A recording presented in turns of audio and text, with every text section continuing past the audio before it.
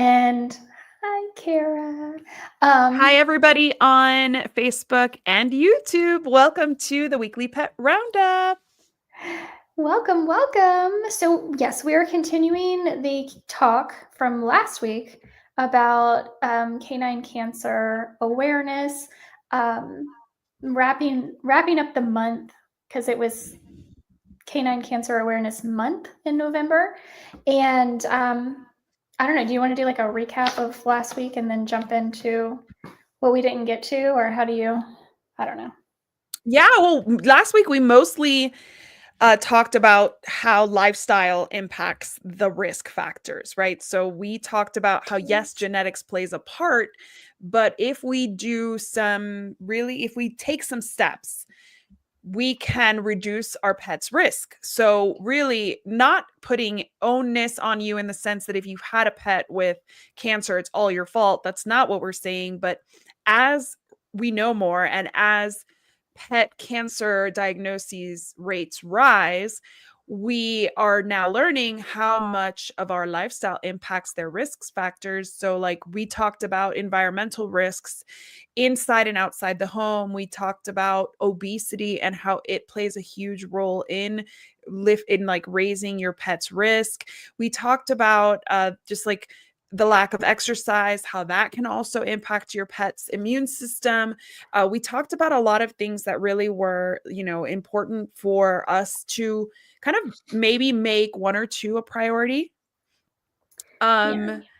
So Diana Co says, I've had 2 cats die with cancer since January 2022. I don't use perfumes, no smoke, no air fresheners. So those are some of the things that we talked about. And yes, I agree with you. Like, I haven't used any of those in a long, long time, but it's like we can only control so much of what our pets are exposed to. So what we talked about was the things that we can control. Second and third hand smoke. If you don't know what third hand smoke is, that was an interesting one for me when I became a parent, because like even if somebody's not smoking, but there's like a car where somebody smoked at some point, that's third hand smoke. So it's not like you're not smoking, nobody's smoking next to you, but the chemicals are still either in like the upholstery you're sitting on or in the vehicle you're riding in. So third hand smoke, those things really do impact your exposure, right? Like, I mean, and it's really sucks because we can control if we're at the airport, waiting for somebody to pick us up, somebody's smoking, we can move away from them. But like if we get in like a hotel room where they used to smoke, even if you Yeah. don't smell it, you're still being exposed to these things. So that's what third hand smoke is. But also perfumes, dyes, things like that.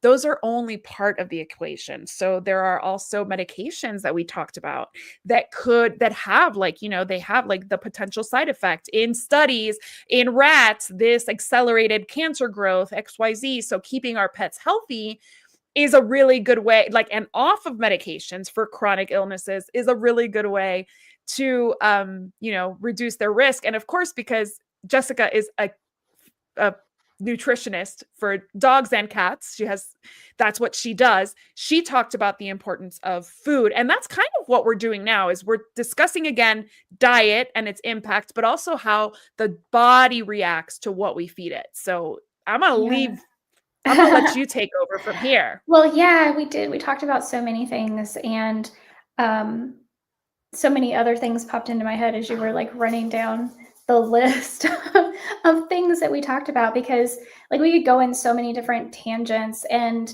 it is hard. Like I don't know if I shared this reel on my Instagram or not, but I know I sent it to a friend of mine, and it was like, I think I did share it. It was kind of, just sarcastically, this guy on a health podcast. So he was a guest on a health podcast. So it was kind of sarcastic in his like approach, but he was like, there's literally everything around us is killing us, and we are so overwhelmed with the learning, with that doing, with the trying to put everything into place that we are learning, because every time we turn around, there is something else that's killing us. And I mean, that's just the sad reality of our world today. And hopefully, with enough people waking up to that fact, we can start to change that, because it is consumer demand all of it is consumer demand. And if we stop by, interestingly, I just saw another TikTok earlier today, and it was kind of these two women, and they were, a like memorized speech where they were going back and forth and talking about, but they said that studies have shown that if women stop buying cosmetic products, the entire economy would collapse. Hey, Bronwyn. Hi, Bronwyn. OMG. If women stopped buying cosmetics. So like lotions and skincare and makeup, perfumes, and like all of it, even the toxic, we're putting toxic chemicals inside of us when we are menstruating, you know what I mean? Like all of the things. And if we just stop, oh my gosh, the economy would very likely collapse. Because it's such a big industry, and we are sold as women. And I think this is an important conversation to have around, even though we're talking about pet cancer, there is so much of an overlap. And I will say this going in, I have even talked to pet parent clients of mine, like who are interested in getting nitty gritty. I'm talking to them about the lotions that they're putting on. Are you on like a cream, hormone replacement therapy? Because if that transfers and gets onto your pet, so like we can get really nitty gritty, and it all matters. And but women, we are marketed to, and they're marketing to us in the pet industry as well. Make no doubt about it. Our pets are not the ones looking at the food dyes on the kibble bag and saying, yes, that's what I want you to buy for me, right? So women are the ones that are being marketed to right? For all of the cosmetics, for all of it. We're constantly being told that we're not enough, that we're not pretty enough, that we're not smart enough, that our eyelashes are not long enough, that our cheeks aren't bony enough, that our lips aren't full enough, literally everything. And it really does make a difference if we just stand up and say, no, I am enough and it's okay. And then you don't have to buy all these things. And then you're not bringing all of these toxins into your home. And I got on a tangent there, but it is. Wow.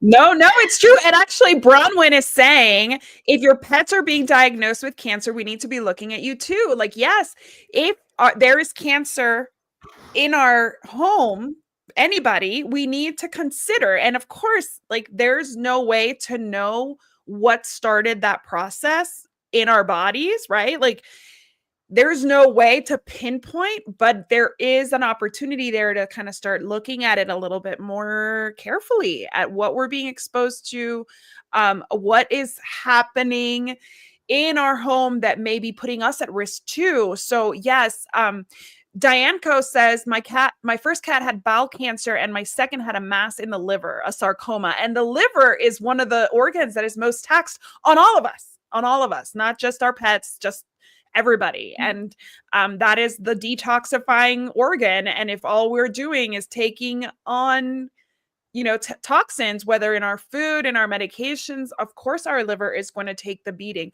Off-gassing from fire retardant furniture. Yes. Like I learned that so much when I became a mom, and I'm shopping for car seats. And did you know that car seats are like doused in fire retardant furniture in like that chemical? By the time that the car seat is enveloped in flames, your child is gone. So really, we need to be asking ourselves, like, did that car seat really need that? Because there's no way that that's going to help my child, but it is exposing them every single time I put them in that car seat to chemicals that are known endocrine disruptors and potential carcinogens. So I went with a brand that did not have that because it's not required. Somebody just used it as a marketing ploy sometime in the past, and it just kind of caught on in the industry, and it's just there. And like, it's a fire retardant furniture. Like, I mean, if I'm sitting in my furniture and I see that there's a fire, by the time that the fire retardant on my couch helps me, I'm not doused in fire retardant, right? So like, Yeah. It protects the couch, but not me. So what's the point? I mean, it doesn't make any sense, but we keep using these things just like the pajamas that they like baby pajamas now they have to in the I think it was the 1970s that they because people were falling asleep with their cigarettes and their babies and babies were getting burned. So they started putting fire retardant on pajamas for a certain age. I can't remember what age it goes up to, but infants mostly. And so now when I buy pajamas, I look for the label that says does not have fire retardant on it because I have to look for what it doesn't have because the industry standard is the fire retardant. And when you don't know, now you're thinking, oh, this is dangerous because it doesn't have fire retardant. When you're not thinking, like by the Yeah. time that my kid is enveloped and like engulfed in flames, like the pajama's not doing anything. Yeah. Yes. So, and that's probably a good place to start. So, we talked a lot about the statistics and all of the things going wrong in the environment last week. So, I think this week maybe, I mean, we'll still talk about what's going wrong, but kind of in a prevention aspect of how we can be more preventative in our everyday lives. So, if you start, one of the things you just said, you're looking for what's not in there.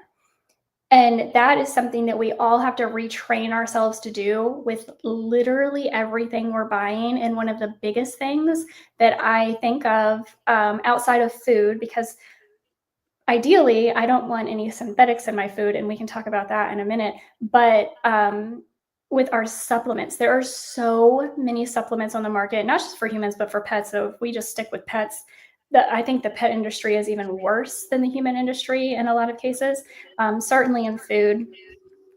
And so we need to be not just looking at, okay, what are the active ingredients? Are these things in alignment with what I actually am buying the supplement for? But we need to look at those inactive ingredients. And we also need to be paying attention to, especially with things like bioaccumulators, the certificate of analysis showing that it isn't loaded with heavy metals. It isn't toxic. It doesn't have, well, it depends on the product, but we don't want to see a lot of fillers. There's no need for them. You're paying for fillers. So I'm sorry, I'm blurry is what people are saying. It's probably my internet because I've been having some problems with internet today, so I apologize. Same here. So same here. I think it's all of Texas. I think we're all like having issues with our internet. Mercury went retrograde today, so It's going retrograde right now, like literally yes. right now. Like right now today, it's going retrograde. So we do need to be paying as much attention to what is not in the products as what is in the product. So, for example, if I'm looking at a product because, I don't know, I'm looking for joint support. So I'm looking for like collagen and chondroitin, maybe some, green lipped muscle, that would be wonderful. Those are all wonderful things. But look at all the fillers, look at all the inactive ingredients. Like, why do I certainly don't want to see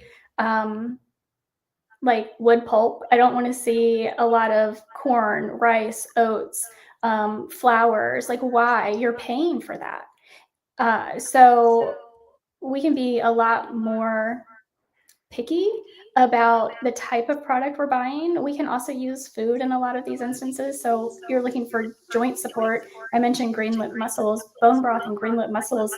Put those together, you've got amazing joint support in that. I'm hearing myself echoing, so I don't know if anybody else is hearing me echo. I just am throwing that out there. And then we started talking a little bit. Well, before I jump into that, Bronwyn said, "Why do our vets not speak more about our lymphatic system in regards to pet cancers?" I don't know. I think our lymphatic system is often overlooked. In fact, it's something I'm currently working on for myself as well.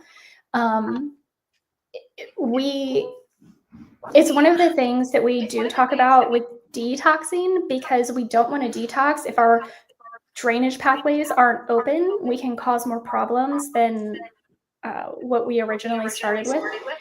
And I think that is certainly part of, any sort of cancer protocol is detoxing. And so we do want our, I mean, we have, what are the 5 pathways? We've got the skin, the lungs. I don't even remember all of the 5 detox pathways off the top of my head. The skin, the lungs, I don't know. Urine. They're in my urine, head. right? Would it be urine? The They're- bladder, the colon, I know that for women, like women and for any moms, whatever mammal, detox pathway is our placenta and our mammary glands too. So like we're detoxing into these babies, which is terrible. Yeah. Oh, absolutely. Okay. So liver. Oh, my internet is so slow. I can look it up.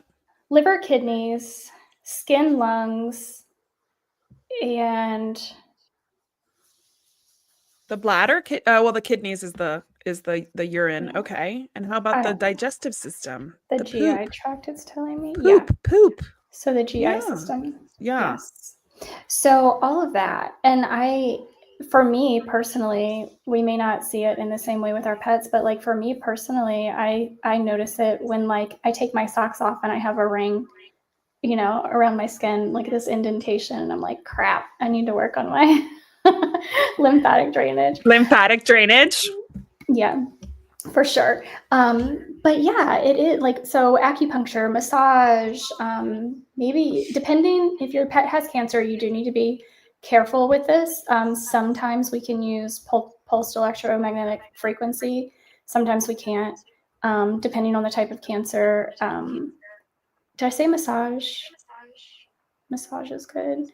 Yes. Glutathione, which we can get, we can make if we're eating the right food. So again, going back to diet, our diet is so important. And we talked a little bit about like the last week about how sadly there's like this asterisk around our food, because we do feel so very privileged if we are able to eat organic, if we are able to eat pasture raised. But those are actually really, really important for any chronic disease state, cancer included, because it can often be like that linchpin, that one thing that makes the difference, that you've done all these things, and it can be that one thing that like make or breaks your protocol. But fasting is where we left off last week. And that is such a big topic. But it is also really, really beneficial. And not only fasting, so we were talking about putting our bodies in a state of ketosis. Oh, Bronwyn said, okay, liver, skin, gut, kidney, lung, colon. Yeah, there we go. 1, 2, 3, 4, 5. Oh, that's 6. I thought it was 5. It's 6. So Dr. Kendra Pope was actually talking recently about, yes, ketogenic diets are actually really beneficial, but she likes to pulse between ketogenic diets and high protein diets. And I think most of us who have done any extensive studying on ketogenic diets have found at some point in time that like extended, prolonged use of a ketogenic diet may not be as beneficial as we once thought. So pulsing and rotating between a high fat, or at least a 1-to-1, sometimes higher fat, but at least a 1-to-1 ketogenic diet and then a higher protein diet can be beneficial. Would you mind explaining the difference between keto versus high protein, please? Yeah, so a ketogenic diet is going to be at least a 1-to-1 ratio in the calorie content of protein and fat. There is protein is my brain is malfunctioning. 4 calories per something. I'm trying to remember the measurement now. I sound horrible. I should know this off the top of my head. 4 calories per, I don't know, maybe gram of, I'm going to go with gram, and then I'm going to look it up and feel dumb, of food, of protein, 4 calories, Okay. 9 grams, or I'm sorry, 9 calories for fat. So you're close to like 50%, like however much protein you're eating, you're like 50% roughly of the amount of protein you're eating in fat. So it's a pretty high fat diet. High fat. Okay. But sometimes, and some people, some ketogenic diets will go above that, greater than a 1-to-1. It really can vary. And this is where we talk about, individualization is so important, and knowing your dog and tracking and journaling. But even if you're doing this for yourself, tracking, journaling, knowing your body, knowing how you feel, watching your dog's poop. We've talked about this so many times. It's so important to know what's going on. Always in look their at the body. pet poop. Mm-hmm. Yeah. So, but basically the idea, and the reason why it's not so important to stick to like, is it a 1-to-1? Is it a 1 to 1.1, 1 to 1.5? Why that isn't as important, that's like a general guideline. What's actually important is if the body is producing ketones.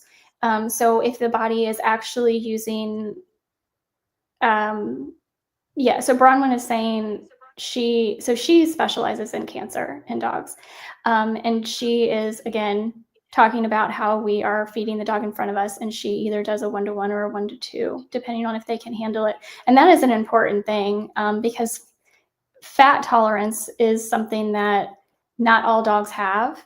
So a dog could potentially have had, chronic pancreatitis its whole life and never been properly treated for it, and may not be as fat adept. And so it is more difficult with some dogs.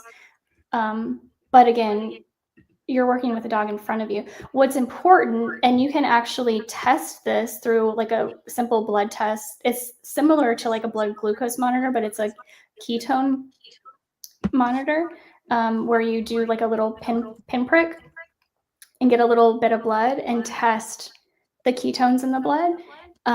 So if you're a super, super dedicated pet parent, you could do this at home. And the important part is that our cells are not producing energy from the carbs and the sugars in the diet, but they're producing energy from the fat in the diet. And that's what ketosis is, where we are, all of us, humans, cats, dogs, have the ability to both make energy from carbs and sugars and fats. And it's actually optimal for our bodies to burn energy, burn fuel on fats. It's much healthier for us. We have the ability, cats have less, I think cats are obligate carnivores. So we always have to kind of put them in a class of themselves on their own. So everything we say for humans and dogs, we kind of have a little asterisk by it. Like it may work for a cat, but we may need to optimize this a little bit better for a cat. But that is the important part. And then on the other hand, for a high protein diet, we're going to lower the fat slightly. Certainly carbs. We should be less focused on what is the ratio from protein to fat, and more focused on keeping those carbohydrates really, really, really, really low. And ideally only getting carbohydrates from plant sources. So nature's carbohydrates. Those are the only, and we need to be really, really picky about those low glycemic, preferably veggies that we're doing, keeping as much sugar, as much carbohydrate as possible out of the diet, because we don't want to feed the cancer cells. Because that's the thing with a cancer cell, that some people probably understand this. A lot of people probably don't. We talked last week about the fact that we all have cancer cells in our bodies all the time. But generally speaking, as long as we're Correct. healthy enough, our immune system is keeping all of that under control. And the only difference really in a healthy cell and a cancer cell is that like it kind of starts out like it would almost be the same thing, except it doesn't act the same. It acts like a zombie kind of, where it just goes and goes and goes and goes and goes and goes and goes. And whereas in a normal cell life, it serves its purpose and then it dies off. Our body cleans it out of our body. Once it dies off, these cancer cells don't do that. So we have to be intentional about killing them if our immune system isn't up to the task of doing it itself.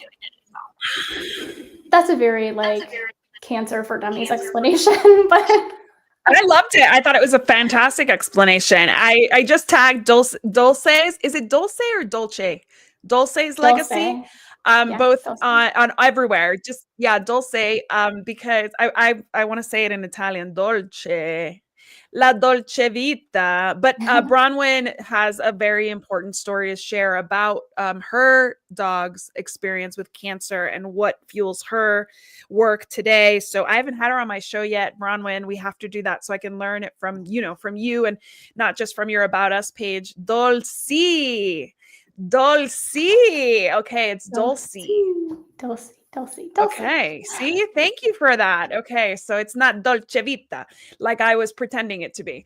And I think that it's people, I think we all kind of know what cancer is and how it functions, and we just know we don't want it. Like, I think that's pretty much, we don't want it, but we don't want to make the lifestyle changes that really like keeps it at bay. And the good thing that I said, like I always say this, and I just interviewed somebody and I talked about the same thing when we talked about obesity, is we control what our pets eat. So that makes it a lot easier than us fighting ourselves about that cupcake we really shouldn't be having, or that, that cocktail that we don't need. It really makes it so much easier that we're controlling what they can eat, because they can't open the fridge and help themselves to a can of tuna or like a bacon sandwich. Yeah. So it really is up to us. And we have the resources. We have people like Jessica. We have people like Bronwyn. We have experts that are going to help us create like a toxic environment in our pets' bodies for cancer, right? Like what we want is for the cancer to feel very unwelcome, very, very uncomfortable, so that it can not continue to grow.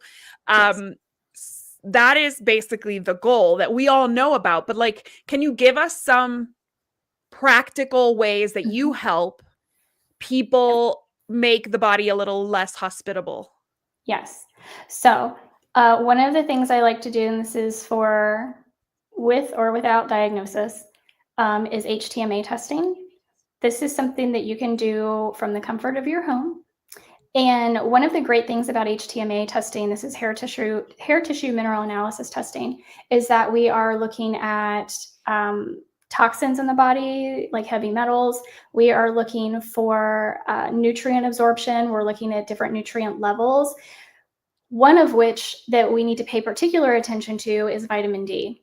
I think we've all gotten a huge dose of education on vitamin D in the past 4 or 5 years, and how important that is to all of our bodies for disease prevention. And I say this in conjunction with the HTMA testing. You can get just a vitamin D test, but I think for the money, go ahead and do the HTMA instead of the single vitamin D testing, because you're going to pay almost as much for the vitamin D test as you would for the HTMA. And if somebody wants to reach out to me, I absolutely love Parsley Pet and would love to send you an affiliate link for that. I do use affiliate links, but not because I only use them for products that I absolutely am in love with. I'm going to recommend whatever is best for your pet. And it just so happens if somebody has an affiliate link, I will send it to you. But yes, so there is no reason why anybody should be turned off by somebody recommending an affiliate link, especially if you trust them and they have certifications and stuff. That should be something that almost is not a deterrent, but rather something that appeals to you, because if they're recommending it and they're putting, Yeah. they're really supporting this brand. And we as creators need to support ourselves. So that is Yeah. why it is a win-win for everybody. So I remember telling somebody in the pet industry that they're a creator and that they should do more affiliate links. And they were of the mind that they were going to turn people off. That should never be a turn off. Like it should be just part of what you think of as the general message of the creator. Like if you trust them here, there, and everywhere, there's no reason why you shouldn't trust their affiliate link. If you don't trust them, and if you think that their stuff is a little sketchy, then don't use the affiliate link, but don't ever judge people for having affiliate links. I think for Yeah, me, it's like I want to support the creators that I love. I want to support them because I know that there's not a lot of money in educating the public for free. And so that's like yeah, something I try to do to support. And Bronwyn says the same thing. She says yeah. she's notoriously cruel when it comes to who she recommends. Jessica is as well. Like it's, if they're putting their names behind it, even with an affiliate link, you can trust that this is a positive product for your pet and your life. Yeah. And Apple the Golden, who just got a new puppy, and I'm trying to remember, it's Maple something. Please remind me. The new puppy. I'm super excited for you. Curious if the HTMA test for vitamin D is as accurate as a blood test. So I have talked quite a bit with Chelsea Kent, who owns Parsley Pet, and she is very confident in the testing, the HTMA testing that they do, and the results that they're getting. And she has a huge database to kind of back her up. Maple cider. I knew it was maple something. Maple cider, so cute.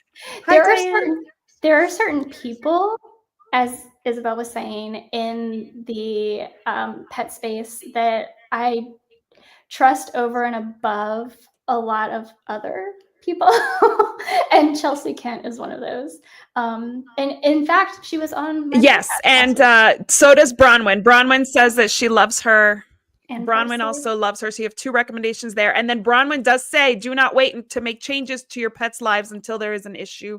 Make changes now. And Absolutely. that's a thank you for that, because that's exactly why we are here on Mondays to Doing share this. these things Yeah. with you, because we're all about prevention, she and I, Jessica. Like that's one of Yes. the things that's always bonded us, is that we are proactive, we are preventive, and we are those people that are trying to make better choices every single day. Even if we fall flat on our face while we try, and we hope that we bring you some, some tidbits that can help you do the same.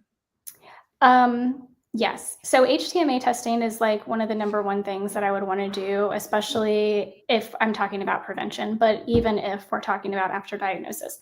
Microbiome testing is another one that I love because it all happens. I mean, we're talking 70 to 80% of the immune system is in the gut. We have got to get, I mean, we talk about gut health so much. And obviously we want to do as much as possible with food and feeding fresh food, which we have talked about ad nauseum and will continue to do so because it's my favorite thing to talk about. But microbiome testing can allow us to make adjustments where we might otherwise not realize adjustments need to be made. For example, my dog Kimberly, she has been raw fed since the day I adopted her almost 9 years ago. And I tested her microbiome and it was not balanced because I needed to make some adjustments. And so it's okay to think you're doing everything right and get a test and realize you haven't been doing everything right. It's totally fine. Like, okay, just make some tweaks. Don't beat yourself up. You don't know what you don't know. The other thing is omega-3 testing or omega testing. So many of us, our pets especially, are going to be deficient in omega-3s, or the omega-6 that we are ingesting every day far exceeds our omega-3s. The other thing with, I will just kind of put like a little asterisk next to any sort of omega-3 supplementation, because not enough people are talking about this, is when we do supplement omega-3s, we also need to be supplementing vitamin E. Omega-3s, especially at higher doses in the body, can deplete vitamin E. So we need to be supplementing vitamin E when we are also supplementing omega-3s, which is something I would want to do for cancer anyway, most likely, because vitamin E is going to, again, we would do the HTMA testing to make sure, because vitamin E is fat soluble, but vitamin E is going to fight free radicals. It's going to fight oxidation in the body. It's going to help a lot with just bringing inflammation down in the body, similarly to omega-3s. Exercise, like we've already mentioned last week, and Isabel talked about a little bit at the beginning, exercise, grounding, being out in nature. So the frequency of the earth literally changes the frequency in our bodies. It helps with oxidative damage, fights free radicals. We are literally, like, if you have ever had your dog running around outside and they come back inside and they jump and you're cuddling with them and you just get this like burst of like, you don't know what that is. It's the like ions from them actually having been outside and grounding, and they're transferring those onto you. It's really an incredible thing. And it's free. Ideally, we're doing this on healthy soil that isn't, contaminated with all kinds of chemicals and glyphosate and whatever else. Something else that is free is being very much aware of this, our body's circadian rhythm, our dog's body's circadian rhythm, only eating when the sun is out. So we talked about fasting. We can use the time the sun is out as a feeding window if we need somewhere to start. That's the only time we should be eating. That's the only time our dogs should be eating. And we can shorten that, certainly, because there are different fasting windows for different things and we could do a whole thing on fasting, because there are do's and don'ts with fasting, and that's probably like a whole episode in and of itself. But just be aware that is actually really beneficial, because our digestive system needs an extensive amount of time, hours and hours and hours, to settle down before our body can start a process called autophagy, which is clearing out all the junk in our body. So if we're never giving our bodies a chance to do that, inflammation is going rampant anyway. What did Bronwyn say? Oh, so Bronwyn, and then she says, first she says, I love that I've never thought about that regarding circadian rhythms for dogs. And honestly, I agree. I eat when the sun's down. Should I not be eating when the sun's down? No. No. Well, I'm gonna have like the the early bird specials every night. Okay, all right, I can handle that. All right, Yeah. and then Bronwyn says, even us as nutritionists require testing. Luna has been with me for 4 years and in February was diagnosed with MCT. Just because I work with cancer doesn't make me immune to it. Your DVMs don't have a crystal ball to see into the body, neither do we. Use the testing as a guideline. We use all of the tools available to us. I love that. Yeah, it's so important. And that's why testing is so important. And it can be one, and just kind of, again, I'm going to go off on a tangent here for a minute. It can be really difficult when you have a pet parent. So I'm just going to use myself as an example. When I have a pet parent come to me and they're like, they've already spent hundreds, sometimes thousands of dollars chasing something with veterinarians, with specialists, whatever, a lot of times. And I'm just going to put this out there, because I both would love and also cringe at the idea of talking about veterinary nutritionists, but I see people that pay hundreds and hundreds of dollars for recipes from people that don't work for their dogs. And so they have spent hundreds, thousands, sometimes thousands of dollars before they ever find me. And then, of course, I have a fee, because this is my time and energy and effort. And then I'm recommending these tests, and they're like, okay, now I got to buy the test too. And I know it's hard, and I know it's difficult, and I know financially it can be really difficult. But just like Bronwyn said, like, we don't have crystal balls, and to be able to really lead you down the right path, I need to know certain things.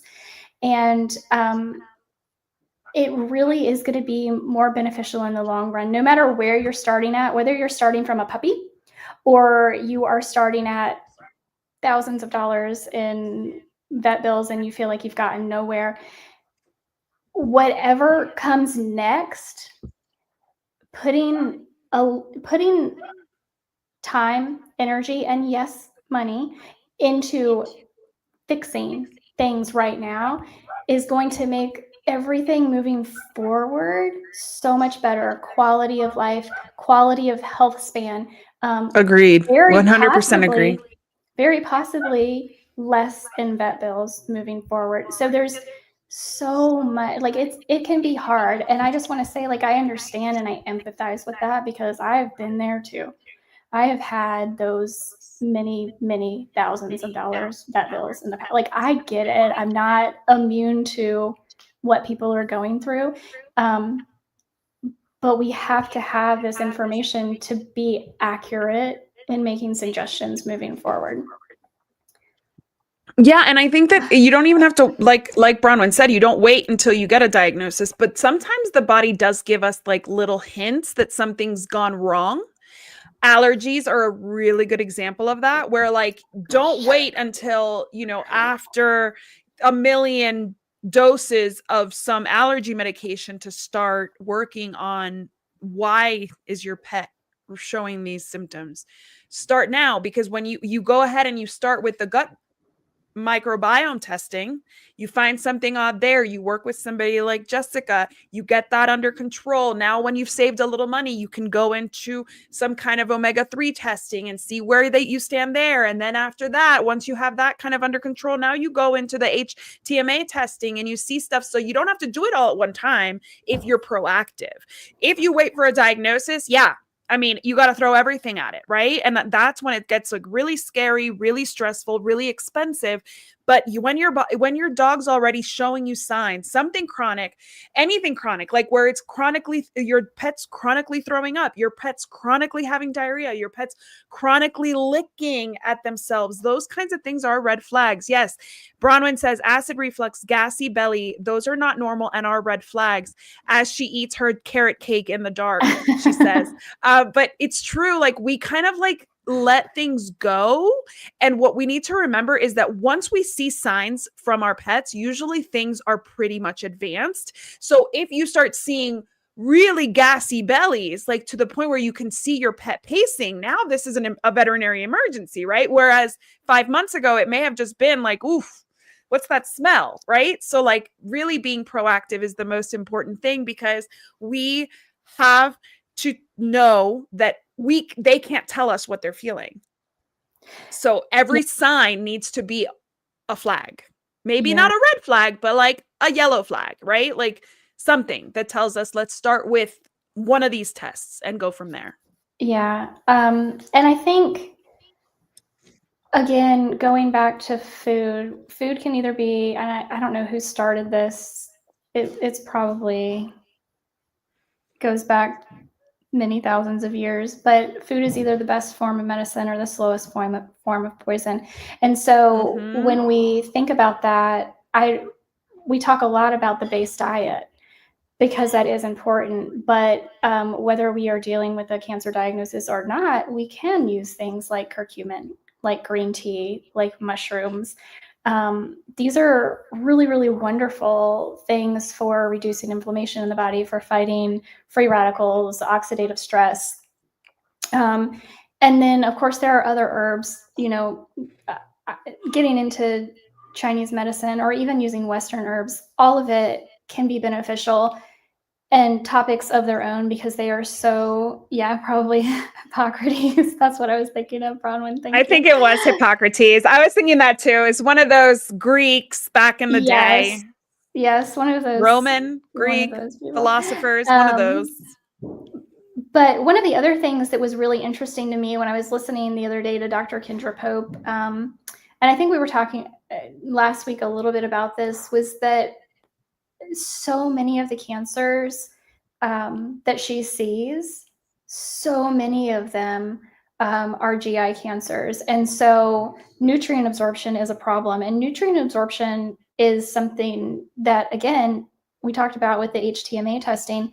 If we are doing this earlier on, if we are doing this fairly regularly throughout our dog's lives, we can catch that earlier. We can realize there's a problem earlier, and a lack of nutrient absorption is indicative of a larger problem, and we can get on that quicker, because we ideally would never we don't ever want to get to the point where we get that cancer diagnosis. Yeah. Yeah. So I think Oh, it was that's, Anne Wigmore. It was Anne Wigmore. and now we know. That's what she said. Yeah. Thank Okay. you for doing that. I Thank probably you. should have supported Jessica in looking that up, but I was just like listening. It's okay. Sorry about that, Jessica. Thank you, Bronwyn. We need Yeah, a I Jamie. have a question. We have a question. We need a Oh, Jimmy. yes. Will you be discussing your thoughts on red light therapy? Asks Sarah Leilani. So I actually am going to be really honest and say that I need to do more research into that. I know how beneficial it is for humans. And I think it could very well be beneficial for our pets too, but probably not in the same ways, because when I think of, our dogs and our cats, they don't even, because of all of the fur on their bodies, they have, for example, they have to get vitamin D through their diet because they're not able to like be in sunlight Absorbing it, yeah. and convert it like we can as humans. So there's probably, I need to do more Mhm. research on this, but there's probably going to be some of that going on. However, what they're getting in their eyes could very well be beneficial. So we talked about circadian rhythm and the fact that in our homes in general, I'm just as bad about this as anybody else. My whole house is full of blue lights, but I would very much love to switch out my lights to red lights, because we shouldn't have all these blue lights once the sun goes down. And it absolutely is going to affect our pets as well. So what they're getting through, their retinas going into their brain, yeah, there probably could be some benefits to red light therapy that way. I just don't know how much they're going to absorb because of their fur. I hope that's a good enough answer. I don't know. I like it for my skin. I think it's great. So I feel like all of these things are worth a shot, right? Like they're worth a shot if you're, I don't know where you'd find it, if your veterinarian's offering it. I remember, just like the laser therapy that they use for a lot of things, for like injuries and cysts and tumors and pain and arthritis, like, those are laser, and, somebody started that and found a use for it. So I'm sure we'll see a use for red light therapy, just like we're seeing it so much in humans. And I love my Cleopatra mask that I put on at night, and I look like a robot, and my kids love it. And I think it's keeping me young and beautiful. So I'm here for it. I'm here for more research on red light therapy for pets. Yeah, for sure. Bronwyn said her husband practices circadian rhythms, so now she's absolutely going down the rabbit hole. Yeah, I think. Okay, can you explain to me what practicing circadian rhythms means? Yeah, I need to know what that means. What is? Don't we all practice them without? I mean, well, I think the idea, and Bronwyn can certainly chime in on what her husband does, but I think the idea is that we are to wake with the sun and set with the sun.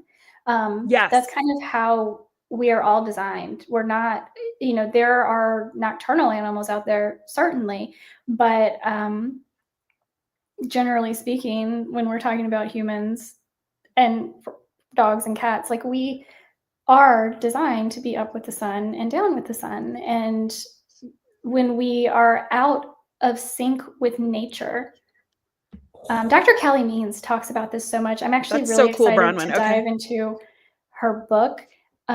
Yes, and watching, that is one of the things that you are supposed to do first thing in the morning before you do anything else, is get sunlight in your eyes. And watching the sun go down can actually change your metabolism. If I remember. Oh my gosh, so cool. So for those who are not on Facebook, Bronwyn says he gets up first thing in the morning to see the sunrise, then he watches the sun go down. Does that mean he goes to sleep, or does he just watch it and then continues about his evening? I need to know more about this, because at least right now, like the sun comes up in El Paso like 6 a.m., but then it's down by 6. So does that mean I'm gonna be in bed by 6? Because my kids won't let it. I'd be super down for that, but my kids are gonna be like, nah, So I think ideally you're going to turn on red lights instead of blue just lights for watches it anything you need after the sun goes afterwards. down. Yes. So for however long you need to stay up. But I am right there with Bronwyn. It doesn't fit me either. And one of the things that I learned recently about myself is that I believe I am an empath. I am a very empathetic person. I don't even know how to gauge my own emotions sometimes. Like, I'm that empathetic. And when everyone else goes to sleep, it's like that's when I feel most productive, because I can actually, it's like the whole world's like during the day, the whole world is going on and on and on, and I can't focus and I can't. And so I've always been a night owl, and I have never really thought about why. Even like trying to work, when I work during the day, I get stuff done, but I'm like constantly going from here and here and here and here and here. And I'm like, am I ADHD? I don't know. But then once the sun goes down, once people are calm, once the whole world isn't in a freaking, cyclone, I feel like I can Yeah. focus so much. And I haven't done anything differently, but the sun has gone down and I can focus so much and I can get so much more done. And I think Yeah. that's why. I hear that in my house for sure. Like the pets are really good. They're the first ones to be ready to go to bed. Like half the time I can't get them. I'm in bed by 8 too, Bronwyn, just because my kids force me to be. Otherwise, they won't go to sleep because they have FOMO. So I basically just go to sleep and I work better. And the pets are ready to go by 8. Like I can't even get them out to the go potty. Like they don't want to have anything to do with the outdoors after a certain time. Like for them, they really do practice that circadian rhythm where they're like the Satchmo, the newest edition, is ready to go at 6:30 every morning. And at 7 is probably the latest I can get him to go out. Like he will not go out. He doesn't want to, especially if it's dark and a little wet out there. He doesn't want it. And when I write at night, it really does feel like I am more creative and more like the words come easier to me. Yeah. So yeah, I hear that. I I hear that. understand that. I understand that. So what is red lights in the home is a question. You can actually switch out, because pretty much everything in our homes right now is blue light, including the light coming off of your devices, your TVs, everything. So you can actually switch out light bulbs to red light bulbs. And Instagram is like, oh, there you go. So you can switch those out on your devices. There are generally settings, and you can just Google this or ask ChatGPT how to change this on your specific device. You can set different prompts to switch your screen to a red light instead of a blue light. So like on my phone, I hit the power button 3 times and then I get a prompt and I can change the color filter and then my screen goes red. So I'll do that at night sometimes when I remember. But like just turn the TV off, basically. Don't watch the TV at least a couple of hours before going to bed is generally the consensus. But it's the world we live in. Read a book is I think what most people say. Yeah, read a book. I By mean, I don't know, candlelight. write, journal by candlelight. Like get your Bridgerton on. I don't know. Like Yeah. literally, not figuratively. Yeah, don't watch Bridgerton. Just like Right. pretend you live in Bridgerton times and you're like journaling and Hopefully. you're, what is it? Sitting in the reading room, in the sitting room. How Yeah, cute would that be? I How know. cute. I mean, this is what I dream of. My kids, Bronwyn goes to sleep listening to alien movies. So she's out of this conversation. Yeah, I mean, I listen to my kid chat the whole night until I finally fall asleep. And I actually work at night a lot. So I am blue light special at my house every night. So yeah, I gotta maybe check my device and see if my computer will do that automatically so that I don't forget. But yeah, I mean, it's hard because everything is set up like we said about the environment. We'll wrap up, I guess, now, but everything in our environment's kind of set up to challenge these healthy behaviors. It is. We are connected constantly, EMFs everywhere. Yeah, I was going to say, I think we brought that up last week, because ideally we would turn our Wi-Fi off when we're not using it. But yes. and even one of the things that I remember, I think this might have been Dr. Odette Suter, like put wherever your pet beds are, like make sure they're not close to an outlet. And like, so there's all kinds of different things. Like we can really get nitty gritty. But there's already so much to work with what we've talked about. Well, I have a pet bed. Oh, no, but that's really good because I have a pet bed right next to an outlet right now for the little one, the little crazy one. And I'm going to move it immediately. And like, so that's a super easy thing to do. And those are the kinds of things I like because those little things add up too. And it's not like you're spending money, you're just moving something, or you're just turning off your Wi-Fi, or you're, feeding an hour earlier so that you're doing it with the sun, whatever it is, like these little things make a big difference. So, yeah, I hope you guys have some takeaways between last week and this week. Next week, we are going to be live. We haven't decided on a topic yet. If you have any recommendations, please let us know. If you have any questions, comments, please comment. We'll still see this after we wrap up here. And go move your pet beds away from outlets and feed the best food you can afford, and have a wonderful Thanksgiving. Yes, you too. Have a wonderful Thanksgiving, and don't go crazy on Black Friday. I don't know. Should we say? I don't know. Be very mindful. What? Real quick. So next Monday is actually Cyber Monday. Yeah. So we should talk about what we would buy if we had $100 or $200. What we would buy. Oh my gracious! Wouldn't that be good? Gracious. That would be so difficult. Okay. So give us a budget. Well, let's think of a budget and we'll talk about what we would buy if we had this money to just drop. What would we buy first and why? Yes. And which brand we would get, because obviously that's an important part of it. And if you guys have any like specific products you're in the market for, let us know. Maybe we can do a little research with you, because that would be fun to do on, Cyber Monday. Do not spend all your money on nonsense. Don't fall for the marketing traps. Research the products you buy before you buy them. Ooh, $500. Bronwyn says $500. I think that's fair. I think that's perfect. Okay. I might have a hard time spending $500 because I don't feel like I need any pet products now, but they have to be pet products, and it's $500. So I might just stock up on some food, but that's a cop out. So we have to choose at least 3 products. Okay. Because $500 doesn't go far.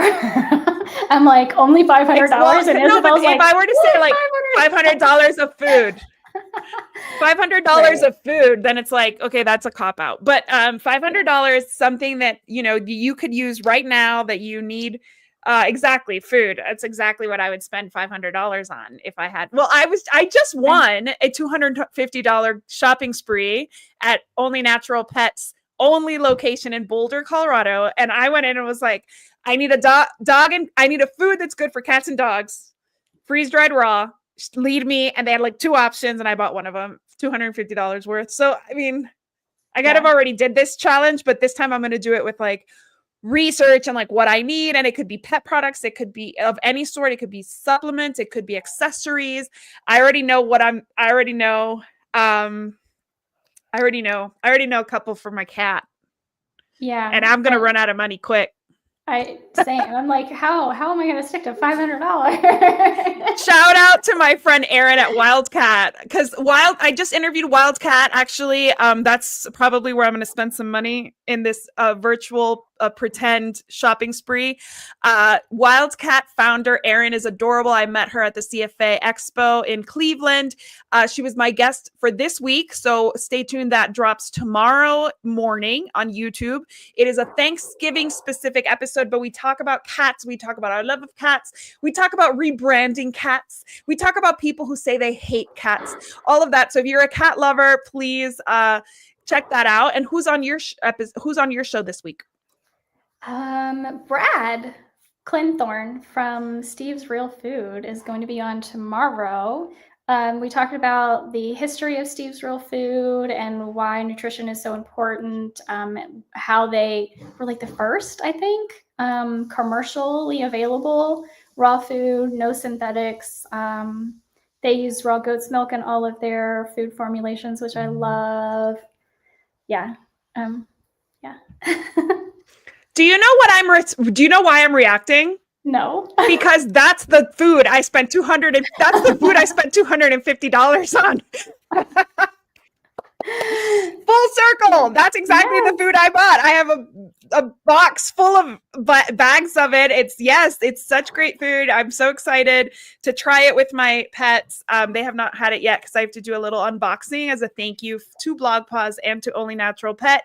But yes, that's the food that I got. So I can't wait to watch this episode.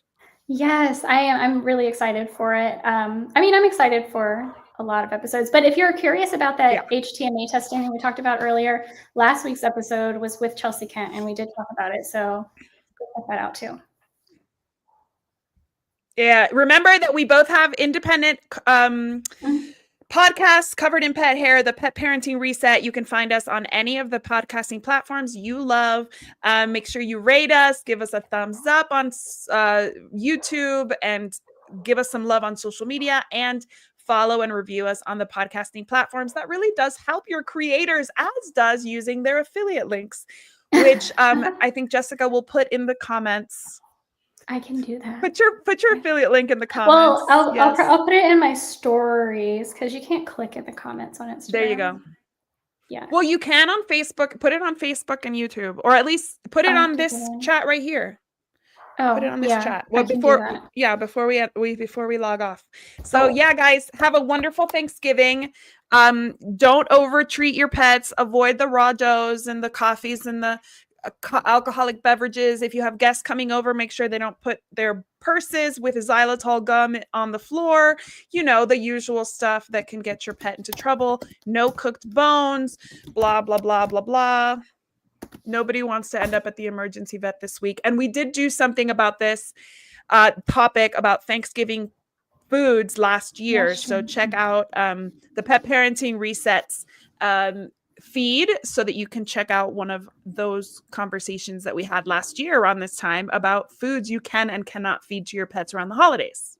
And the Parsley Pet link is in the YouTube comments, and we'll add it to Facebook. Yeah, I'll go into Facebook. You're gonna make me go into Facebook. I'm done. And then once we end the stream, you'll see it.